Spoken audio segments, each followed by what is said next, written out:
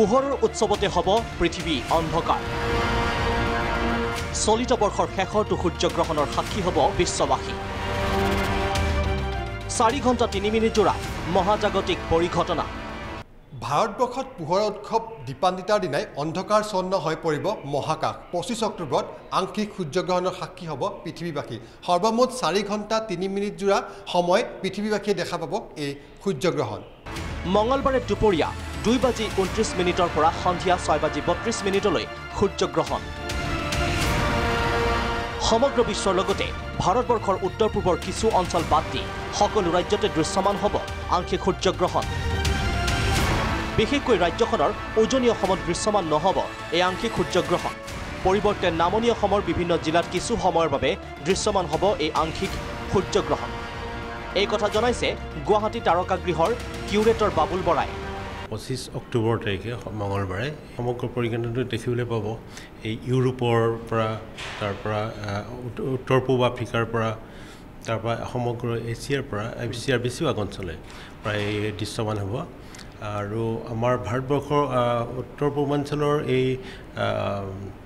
পূবৰ একেবাৰে ঠাইসমূহৰ বাদে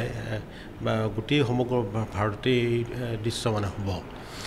বঙাইগাঁও গ্ৰহণ আৰম্ভ হ'ব বিয়লি 4:43 গ্ৰহণ শেষ হ'ব 4:50 গ্ৰহণ দৃশ্যমান হ'ব 7 মিনিট কোকৰাঝাৰ গ্ৰহণ আৰম্ভ হ'ব বিয়লি 4:43 গ্ৰহণ শেষ হ'ব 4:52 গ্ৰহণ দৃশ্যমান হ'ব 8 মিনিট ধুবুৰী গ্ৰহণ আৰম্ভ হ'ব 4:44 গ্ৰহণ শেষ হ'ব 4:54 গ্ৰহণ দৃশ্যমান হ'ব 9 মিনিট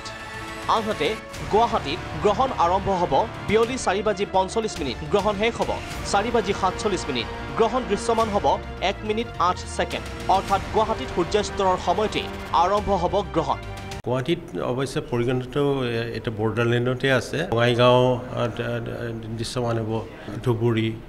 কোকৰাঝাৰ এইবিলাক ইত্যাদি অঞ্চলসমূহত দৃশ্যমান হ'ব এই সূৰ্যগ্ৰহণৰ সময়ত এটা সতৰ্কতা অৱলম্বন কৰিবলগীয়া হয় সূৰ্যক প্ৰজেকশ্যন কৰিহে মানে সূৰ্য চাব লাগে এটা স্ক্ৰীণত পোনপটীয়াকৈ সূৰ্যক কেতিয়াও চাব নালাগে আনহাতে এই শেষৰটো সূৰ্যগ্ৰহণৰ পিছতেই পৃথিৱীত ঘটিব আছে আন এটা মহাজাগতিক পৰিঘটনা 8 নৱেম্বৰত হ'ব বছৰৰ অন্তিমটো পূৰ্ণগ্ৰাস চন্দ্ৰগ্ৰহণ ভাস্কৰজ্যোতি শৰ্মা ৰিপৰ্ট প্ৰাগ নিউজ